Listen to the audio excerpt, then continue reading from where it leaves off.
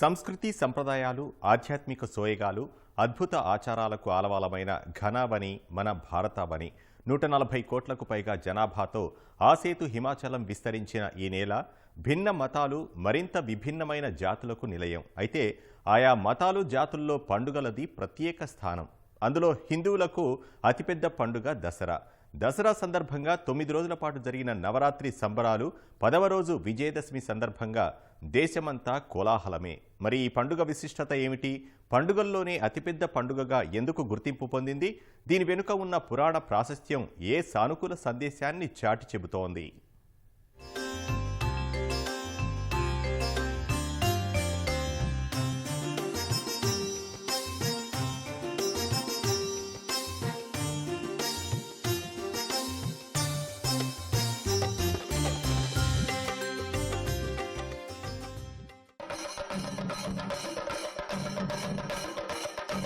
వేల సంవత్సరాల చరిత్ర కలిగిన భారతదేశంలో తరతరాలుగా ప్రజల జీవితంతో మమేకమైనవి పండుగలు.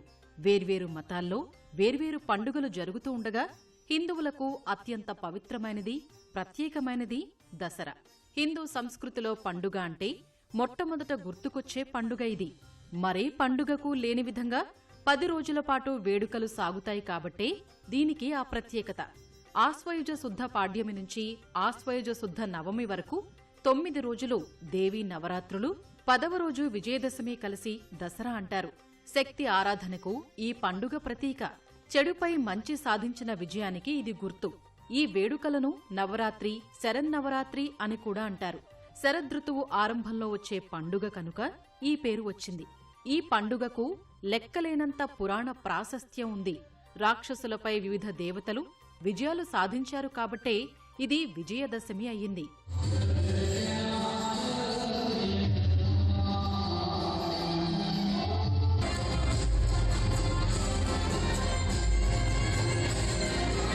దసరాకు ఉన్న పురాణ నేపథ్యాన్ని పరిశీలిస్తే స్త్రీ నుంచి మాత్రమే మరణం ఉండేలా బ్రహ్మ నుంచి వరం పొందుతాడు మహిషాసురుడు అనే రాక్షసుడు.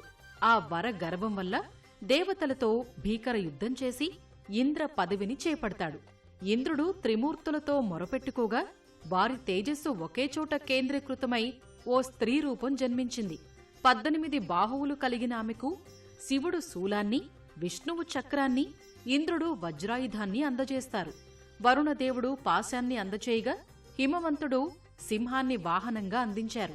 సర్వదేవతల నుంచి శక్తులను పొందింది కనుక ఆమె శక్తి స్వరూపిణి అయ్యింది. దేవతలు ఇచ్చిన ఆయుధాలతో లోకకంటకుడైన మహిషాసురుడిపై యుద్ధానికి లంఘించింది ఆ జగన్మాత. ముందుగా మహిషాసురుడి సైన్యంలోని వివిధ రాక్షసులను హరించిన ఆమె చివరగా మహిషాసురుడితో తలపడింది. ఆమె వాహనమైన సింహం కూడా ఆ తల్లికి సహకరించింది. వివిధ రూపాల తర్వాత చివరగా మహిషీ రూపంలో ఆ దేవి చేతిలో మహిషాసురుడు హతమయ్యాడు. అమ్మవారు 9 రోజులు యుద్ధం చేసి గెలవగా 10వ రోజు ప్రజలు సంతోషంతో సంబరాలు చేసుకున్నారు. అలా రాక్షసుడు అనే చెడుపై దేవత అనే మంచి సాధించిన విజయం సాధించిన రోజును గుర్తు చేసుకుంటూ హిందువులు విజయదశమిని జరుపుకుంటూ వస్తున్నారు. పురాణాలలో ప్రతి యుగానికి ఈ దసరాకి సంబంధించినటువంటి వృత్తాంతం ఉండడం విశేషం. దసరాల్లో విశేషించింది ఆశ్వయుజ మాసం. ఆశ్వయుజి అంటే స్త్రీ అని ఒక అర్థం. ఈ ఆశ్వయుజ మాసంలో ఈ స్త్రీకి సంబంధించినటువంటి మాసంలో స్త్రీ దేవత అయినటువంటి శక్తి అయినటువంటి అమ్మవారిని నవరాత్రుల్లో పూజించడం విశేషంగా. అమ్మవారు అనేక మంది రాక్షస సంహారం చేశారు.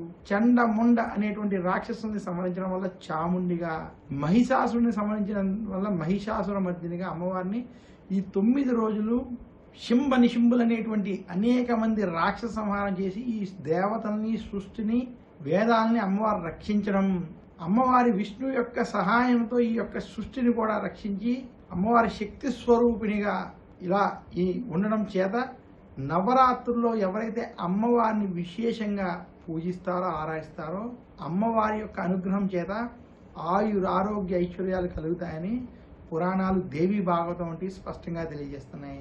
దసరా పండుగ వెనుక మరికొన్ని పురాణ ప్రాశస్త్యాలు కూడా ఉన్నాయి. త్రేత, ద్వాపర యుగాలలో జరిగిన ఘట్టాలు దాగాయి. ఇవి కూడా చెడుపై మంచి సాధించిన విజయాలతో ముడిపడినవే.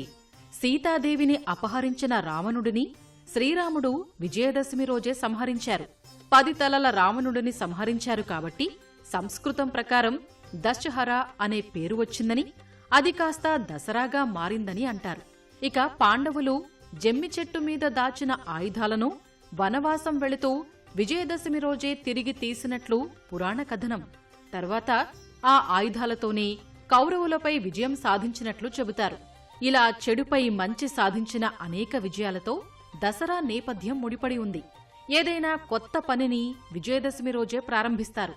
ఈ రోజు ప్రారంభించే పని తప్పక విజయవంతమవుతుందని హిందువుల నమ్మకం.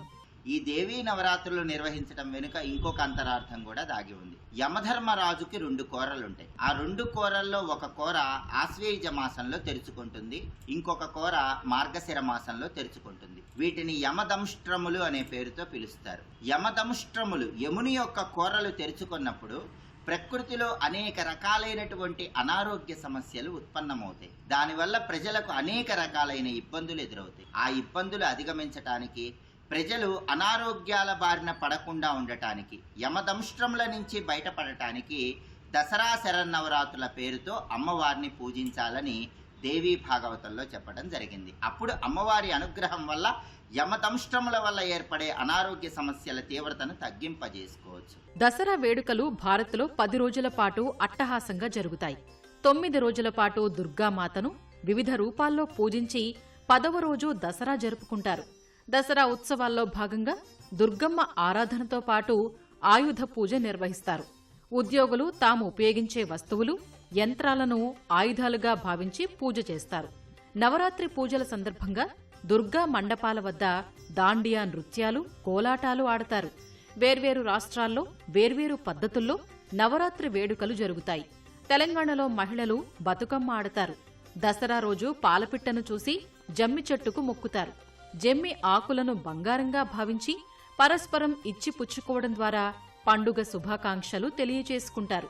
దసరా సందర్భంగా ఆంధ్రప్రదేశ్లోని విజయనగరం పైడితల్లి అమ్మవారి ఆలయం వద్ద సిరిమాను ఉత్సవం నిర్వహిస్తుండగా, ఉమ్మడి కర్నూలు జిల్లాలోని దేవరగట్టులో కర్రల యుద్ధం, వీపనగండ్లలో రాళ్ల యుద్ధం జరుగుతుంది. విజయవాడ ఇంద్రకీలాద్రిపై జరిగే దుర్గా నవరాత్రి వేడుకలు దేశవ్యాప్తంగా ప్రసిద్ధి. కర్ణాటకలోని మైసూరు సహా పశ్చిమ బెంగాల్, గుజరాత్, ఒడిశా వంటి రాష్ట్రాల్లో దసరా వేడుకలు ఘనంగా జరుగుతాయి. దసరా ఉత్సవాలు ఇలా వేర్వేరు రాష్ట్రాల్లో వేర్వేరుగా జరిగినా చివరి రోజు మాత్రం రావణ దహనాన్ని దేశమంతా నిర్వహిస్తారు. దసరా పండుగ ముగిసే వరకు ఇలా భారతదేశమంతటా ఆధ్యాత్మిక సంబరమే నెలకొని ఉంటుంది.